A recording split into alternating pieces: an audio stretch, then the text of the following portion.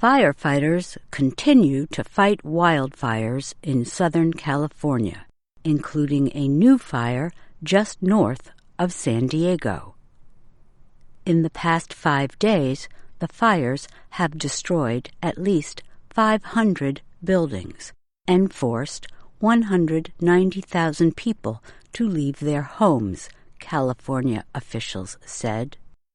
More than 5,700 people, some in helicopters, are trying to slow the spread of 6 large wildfires and other smaller blazes. They are spraying and dropping water as well as fire retardant in the affected areas. The wildfires have been burning since Monday. They are causing destruction along the Pacific coast, from Los Angeles to Santa Barbara County, 170 kilometers to the north.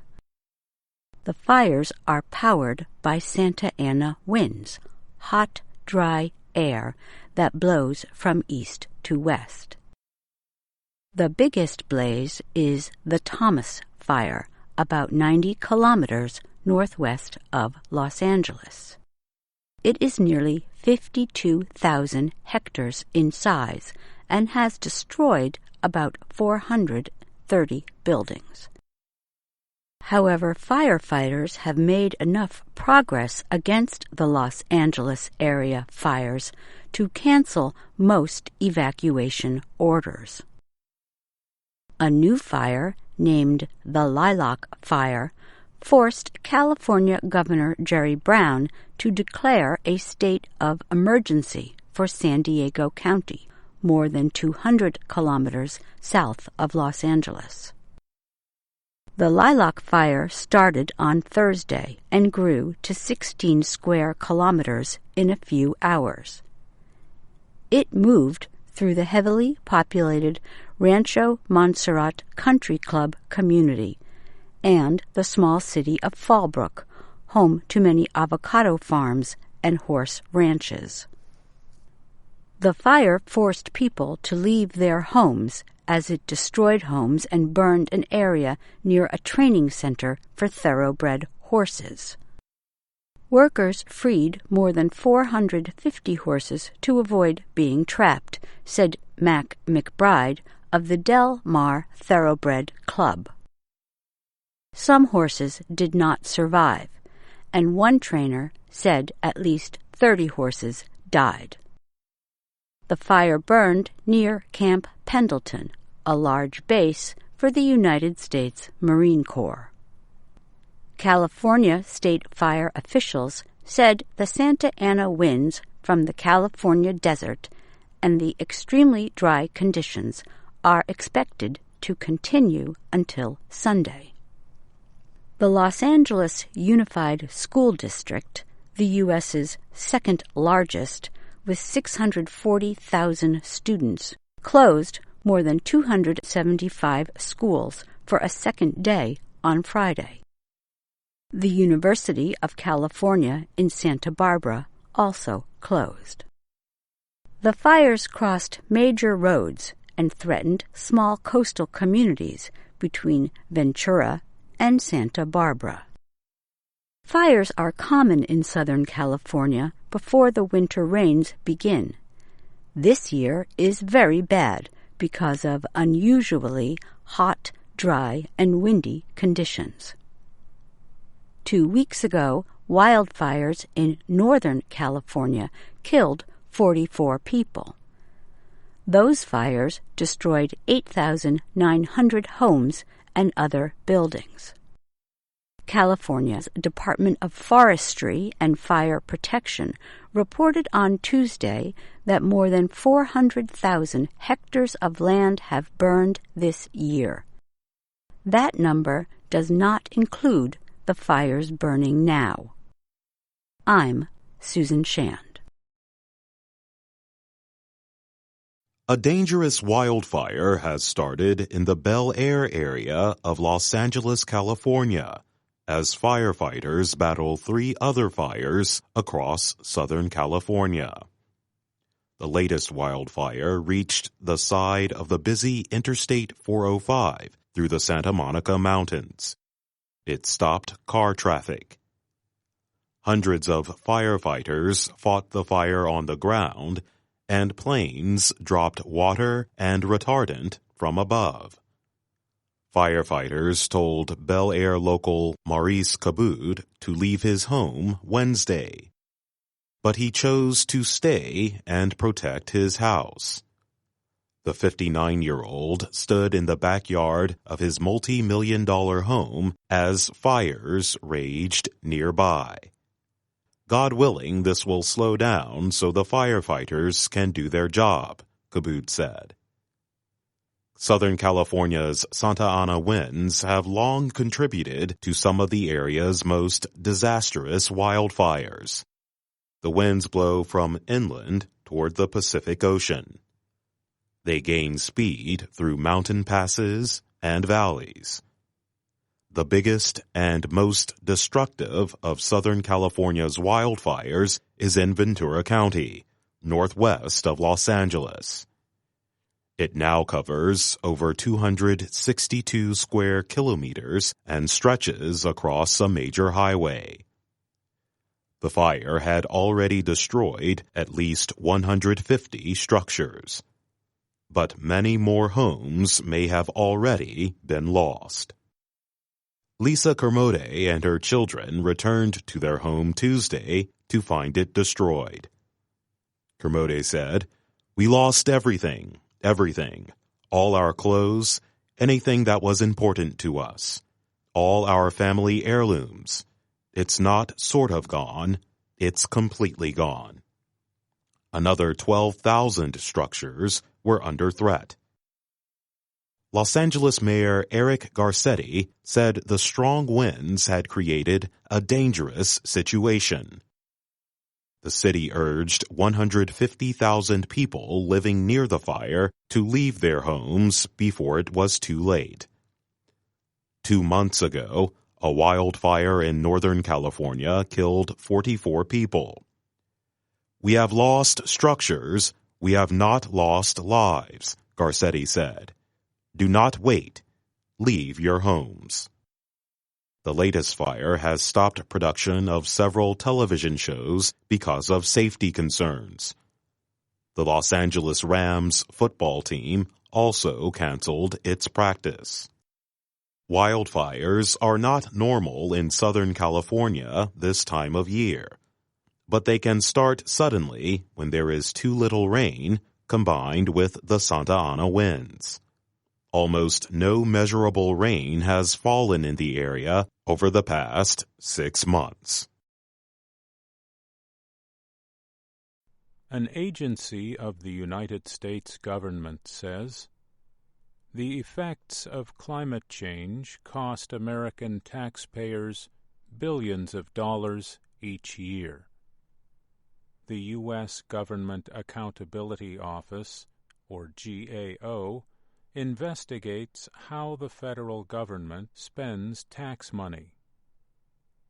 In a new report, the GAO tries to estimate the amount of federal money spent on disasters related to climate change. The agency considered the possible economic effects of slowly rising temperatures in Earth's atmosphere and risks to the government. It used information about possible weather conditions based on climate models. A study from the National Research Council notes how large numerical models have become an important tool for climate scientists. Computer programs turn information about the physical world, such as chemical and biological processes, into mathematical operations. The new GAO report looked at the financial costs of extreme weather events and wildfires in the United States. The report says these have cost the government more than $350 billion over the past 10 years. The costs are estimates for federal disaster assistance programs. They include the cost of flood and crop insurance payments. This money helps businesses, homeowners, and farmers pay for damages caused by a natural disaster. The GAO warns that costs from storms, floods, wildfires, and droughts are likely to rise in the years to come. The costs noted in the report do not include the cost of 3 major hurricanes and wildfires this year. They are based on earlier numbers from the Federal Office of Management and Budget. Last week, the U.S. Senate approved $36.5 billion in disaster aid for the territory of Puerto Rico. The legislation also provides money for the federal flood insurance program. Congress approved $15.3 billion in disaster-related aid in September after Hurricane Harvey struck Texas and parts of the southeastern United States. That storm and 2 other hurricanes caused major flooding and wind damage in Texas, Florida, and other states, and the island of Puerto Rico. The GAO report predicts that disaster-related costs will only grow in the future. It notes, climate change impacts are already costing the federal government money, and these costs will likely increase over time as the climate continues to change. Estimating the costs of disasters linked to climate change, however, is difficult. This is because severe weather happens all the time. The National Oceanic and Atmospheric Administration, or NOAA, keeps detailed information about Earth's climate.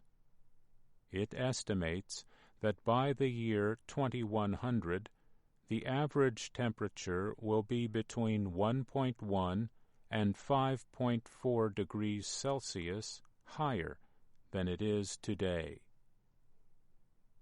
NOAA notes that sea levels are slowly rising.